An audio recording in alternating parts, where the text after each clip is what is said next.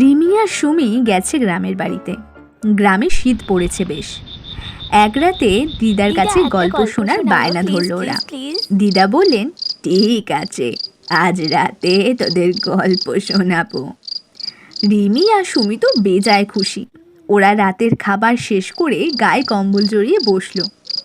বলল, দিদা গল্প শুরু করো। দিদা বললেন, সে অনেক দিন আগের কথা। জঙ্গলে একটা ভূত ছিল।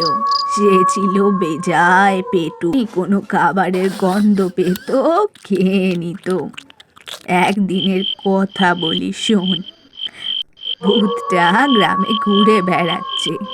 হঠাৎ দেখতে পেল এক বাড়িতে অনেক মিষ্টি বানানো হচ্ছে। কিছু একটা আনতে ঘরের ভেতর গেল রাঁধুনি। কড়াইয়ে গরম মিষ্টি। ভূতটা ভাবল, এই তো সুযোগ, দু একটা খেয়ে নি, কেউ কিচ্ছু জানতে পারবে না। ভূত দিল কড়াইয়ের মধ্যে হাত ঢুকিয়ে। অমনি হাত গেল পুড়ে। ভূত তো চেঁচাচ্ছে, ও বাবা গো, ও মা গো।